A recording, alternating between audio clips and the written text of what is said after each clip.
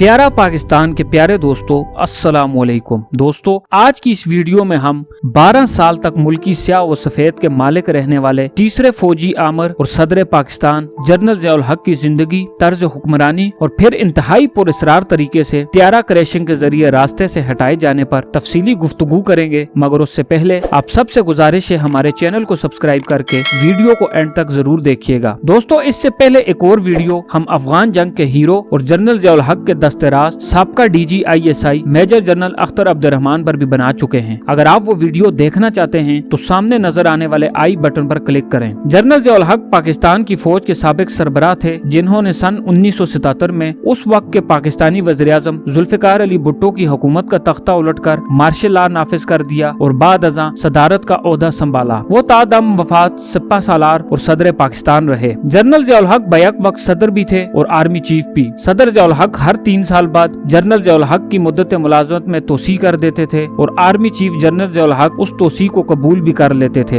एक ही फाइल और एक ही कागज पर 2 दस्तखत होते थे और दोनों दस्तखतों के नीचे ज़ियाउल हक लिखा जाता था। जब जनरल ज़ियाउल हक को लगा कि मुल्क उनके बगैर नहीं चल सकता तो एक मुल्क गिर तमाशा लगाकर रेफरेंडम करवाया गया। कौम से पूछा गया कि अगर इस्लाम चाहते हो तो मैं 5 साल मजीद बावर्दी सदर रहूंगा। 17 अगस्त सन 1988 को सदर पाकिस्तान और मुसल्लह अफवाज के सरबराह जनरल ज़ियाउल हक बहावलपुर के करीब टामे वाली फायरिंग रेंज में मकामी तौर पर तैयार करदा अल खालिद टैंक की आजमाइशी कारकर्दगी देखने आए थे। बहावलपुर एयरपोर्ट से उनके त्यारे ने 3:30 बजे परवाज भरी। ज़ियाउल हक के साथ अमरीकी साख्ता C-130 हरकुलोस त्यारे में joint chief of staff committee के chairman general Akhtar Abdurrahman, chief of general staff general Afzal, major general Mohammad Hussain Awan के अलावा पाकिस्तान में अमरीकी सफीर आर्नल्ड राफेल और defence attaché brigadier general Herbert वासोम समेत 29 अफराद सवार थे। उस हादसे के बाद 17 अगस्त की शाम मुल्क में गैर यकीनी हालात थे। सदर मुमलिकत के साथ साथ फौज की आला क़यादत की अचानक मौत से मुल्क का कोई आईनी सरबराह था, न ही बड़ी फौज का सिपा सालार। बहावलपुर के करीब बस्ती लाल कमाल में त्यारे के मलबे से उठने वाले स्याह धुएं ने कौमी उफक पर साजिशी नजरियात, शकूक व शबात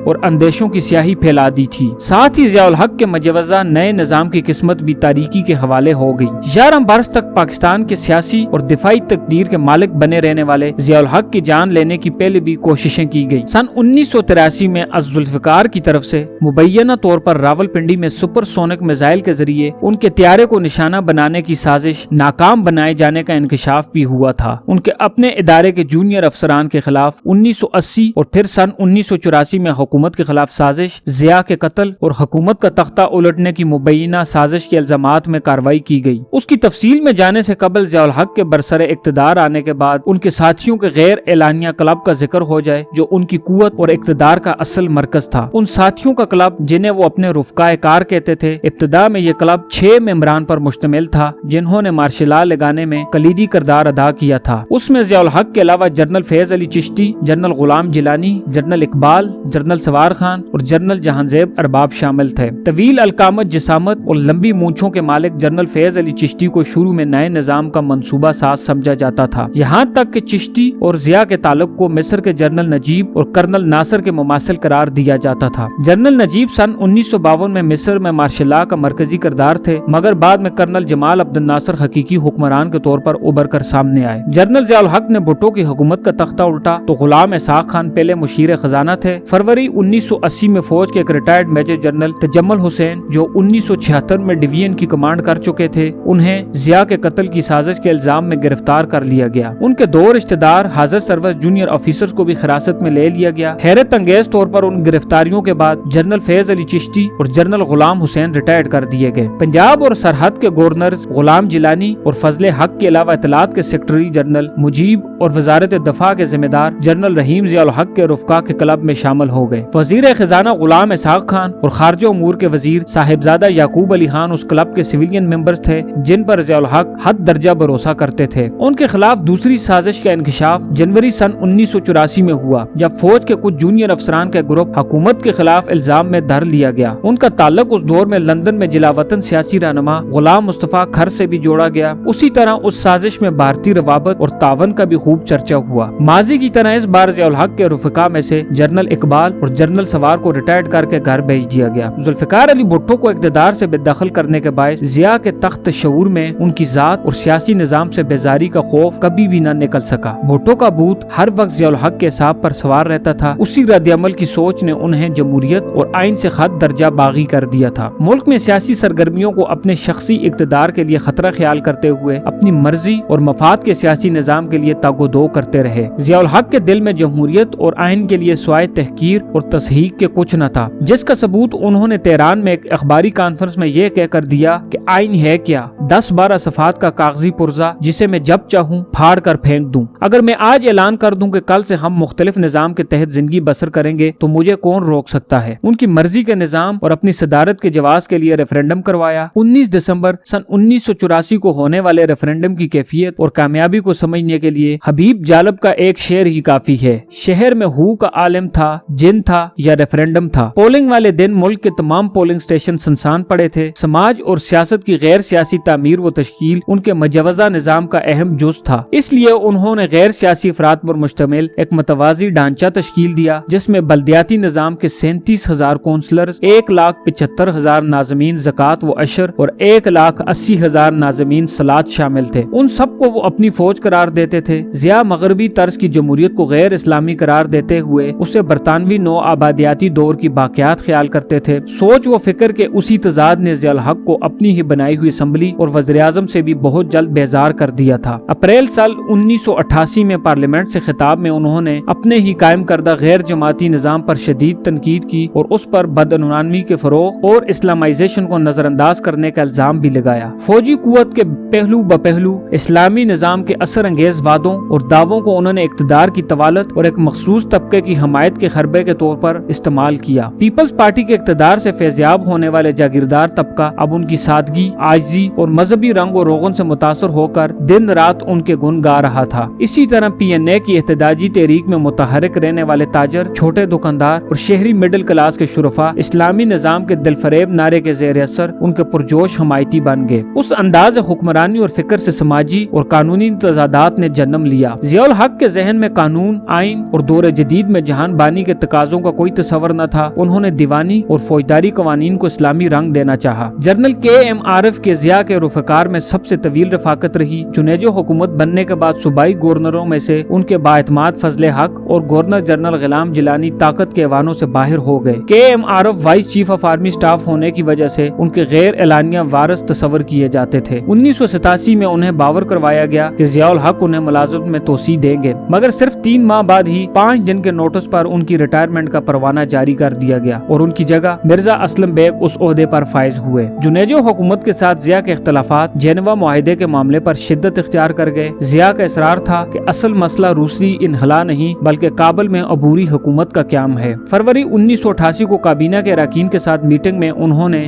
زین نورانی کو خبردار کیا اگر انہوں نے جلدی میں جنیوا معاہدے پر دستخط کیے تو لوگ انہیں سنگسار کر دیں گے۔ مارچ میں وزیر اعظم کی افغانستان پر گول میز کانفرنس کو انہوں نے اپنے خلاف اقدامات سے تعبیر کیا۔ 2 ماہ بعد نیشنل ڈیفنس کالج میں خطاب کرتے ہوئے دفاع کے وزیر مملکت رانا نعیم محمود کو ہدف تنقید بنایا۔ اس کی وجہ اوجڑی کیمپ کے واقعے کے بعد کابینہ کی کمیٹی کی طرف سے ضیاء الحق کے ذمہ دار ہونے کے بارے میں بحث و مباحثہ سے ان کی ناراضگی تھی۔ جنیجو حکومت کی رخصتی والے دن یعنی 29 مئی کو امریکہ میں مونیریل ڈے کی چھٹی تھی۔ یہ بھی ایک دلچسپ اتفاق ہے کہ ذوالفقار علی بھٹو کے حکومت کے خاتمے کی رات یعنی 4 جولائی سن 1977 کو بھی امریکہ میں یوم آزادی کی تعطیل تھی۔ اپنے بنائے ہوئے نظام سے جان چھڑا کر ضیاء الحق نے متبادل نظام کے خد و حال پر غور کرنا شروع کر دیا، جس کے لیے اسلم بیگ اور حمید گل کو کہا گیا کہ وہ متبادل نظام کا خاکہ بنا کر پیش کریں۔ ان دونوں کی طرف سے الیکشن کروانے اور نئی حکومت کو اقتدار سونپنے کی تجاویز کو ضیاء الحق نے اپنے اقتدار کی مجبوریوں کو بہانہ بنا کر رد کر دیا۔ ان کے اپنے ذہن میں مجوزہ نظام کو کوئی نیا تصور نہ تھا بلکہ اپنی تعبیر و تشریح والا اسلامی نظام تھا جس کا ذکر وہ تواتر اور تسلسل سے کرتے رہتے تھے۔ اس بار انہوں نے اپنی بقا کے لیے مذہب کے ساتھ ساتھ نفاذ شریعت کے اعلان کا سہارا لے کر کیا۔ اسی بنیاد پر انہوں نے یہ اشارہ دیا کہ ڈاکٹر ظفر انصاری کمیشن کی رپورٹ کی روشنی میں جماعتی بنیادوں پر الیکشن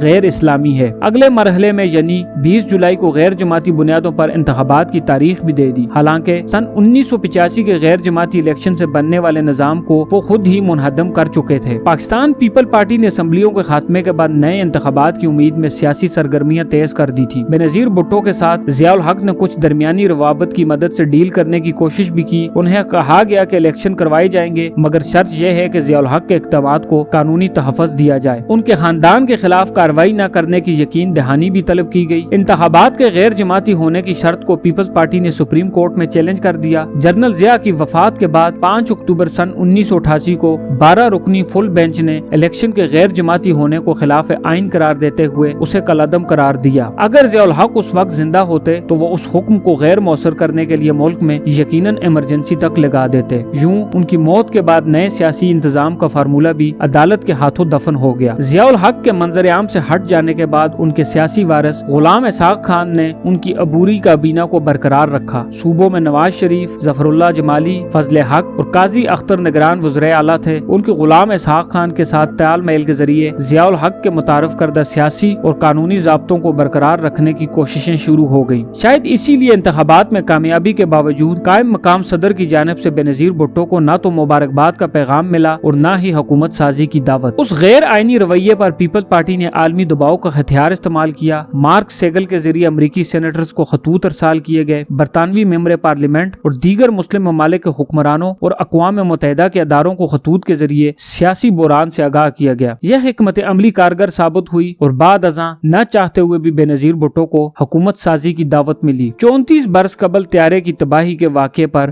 آج بھی پر اسراریت اور سازشی نظریات کی گرد جمی ہوئی ہے۔ جنرل اسلم بیگ کے مطابق جنرل ضیاء کے طیارے حادثے کے پیچھے ایک مکمل سازش تھی۔ انہیں جنرل شمیم عالم نے تمام مسافروں کی موت کی اطلاع دی۔ انہوں نے واپس بہاولپور جانے یا جائے حادثہ پر پہنچنے کے راولپنڈی آنا مناسب خیال کیا، جہاں بحری اور فضائی افواج کے سربراہوں کے مشورے کے بعد آئینی راستہ اختیار کرنے کا فیصلہ کیا گیا۔ شام 7:30 بجے سینٹ کے چیئرمین غلام اسحاق خان کو بلا کر انہیں صدر کا منصب سنبھالنے کا کہا گیا۔ طیارہ حادثے سے ملکی و غیر ملکی میڈیا میں نت نئی افواہوں اور سازشی کہانیوں کا سیلاب امڑ آیا۔ ابتدا میں یہ اطلاعات گردش کرنا شروع ہو گئی کہ طیارے کو بھارتی سرحد، جو کہ وہاں سے 80 کلومیٹر کے فاصلے پر تھی، وہاں سے میزائل کے ذریعے نشانہ بنایا گیا ہے۔ ان اندیشوں کو اس لیے بھی تقویت ملی کہ 15 اگست کو بھارتی وزیر اعظم راجیو گاندھی نے سکھوں کی حمایت اور کشمیر کے حوالے سے پاکستان کو خبردار کیا تھا۔ اسلام آباد کے سفارتی حلقوں میں افغان خفیہ ایجنسی ہاتھ اور سوویت یونین کے اشتراک سے تیار کردہ سازش کی مبینہ کہانیاں تواتر سے دہرائی جاتی رہیں۔ سازشی نظریات کا دوسرا حصہ اندرون ملک کسی مبینہ سازش کے تصور پر مبنی تھا۔ اس حوالے سے ضیاء الحق کے کچھ قریبی ساتھیوں اور ان کے سیاسی اور مذہبی مخالفین کا نام لیا جاتا رہا۔ ملک کا ایک قابل ذکر طبقہ اور قومی پریس کا ایک حصہ اس واقعے کے پیچھے امریکی اور اسرائیلی سازش کے تانے بانے تلاش کرنے میں مگن تھا۔ 4 ہفتوں میں پاکستان ایئر فورس اور دیگر 3 انکوائریوں میں واضح ہو گیا تھا کہ طیارے کی تباہی میں کسی کیمیکل یا گیس کی کوئی نشاندہی نہیں ہوئی۔ حادثے کے بعد پاکستان اور امریکہ کے فضائی ماہرین کی مشترکہ ٹیم نے بھی تحقیقات کی۔ بینظیر بھٹو دور میں معاملے کی تحقیقات کے لیے ایک پولیس افسر FK بندیال کی سربراہی میں کمیشن قائم کیا گیا۔ اس کمیشن کی رپورٹ میں کہا گیا کہ ایک ڈکٹیٹر کا انجام یہی ہونا تھا۔ ضیاء الحق کے فرزند اعجاز الحق نے بندیال پر حقائق چھپانے کا الزام لگایا۔ انہوں نے جوابی خط میں اعجاز الحق کو کسی بھی جگہ انٹرویو اور حقائق بیان کرنے کا چیلنج دیا تو معاملہ خاموشی کی نظر ہو گیا۔ جنرل ضیاء الحق کے روحانی فرزند میاں محمد نواز شریف نے اپنے پہلے دور حکومت میں جسٹس شریف کی سربراہی میں 3 رکنی تحقیقاتی جوڈیشل کمیشن قائم کیا، مگر یہ کمیشن بھی کوئی واضح نتیجہ اخذ نہ کر سکا۔ اس کمیشن کی رپورٹ میں بھی طیارے کی تباہی کو حادثہ قرار دیا گیا۔ جہاز کی تباہی میں عاموں کے ممکنہ کردار کے بارے میں بیان کیا گیا مفروضہ حقیقت کے قریب تر سمجھا گیا، کیونکہ جائے حادثہ پر جلے ہوئے عاموں کا گودا اور گٹھلیاں جا بجا بکھری پڑی تھی۔ بہاولپور سے واپسی پر ضیاء الحق کے طیارے میں عاموں کی 2 پیٹیاں تحفے کے طور پر رکھوائی گئی تھی۔ مبینہ طور پر یہ عام بہاولپور کے میئر اور ایک صوبائی وزیر کی طرف سے بھجوائے گئے تھے، جنہیں بعد میں شامل تفتیش کیا گیا لیکن کوئی سراغ نہ مل سکا۔ ان کی بیرونی سطح پر 65% کے قریب پوٹاشیم کے ذرات موجود تھے۔ بورڈ آف انکوائری کی رپورٹ میں اس بارے میں کہا گیا کہ عاموں کی پیٹیوں میں چھپائے گئے بارودی مواد سے نکلنے والی گیس نے مسافروں اور پائلٹس کو حواس سے بیگانہ کر دیا، جس کی وجہ سے طیارہ تباہ ہوا۔ معروف صحافی اور دانشور محمد خنیف نے انہی پھٹتے عاموں کے ذکر کو اپنے سن 2008 کے انگریزی میں لکھے گئے ایک ناول کا موضوع بھی بنایا تھا۔ اس علامتی اور تمثیلی ناول میں ضیاء الحق کے نظام کے تضادات اور شخصی دوہرے معیارات پر لطف انداز میں طنز کیا گیا تھا۔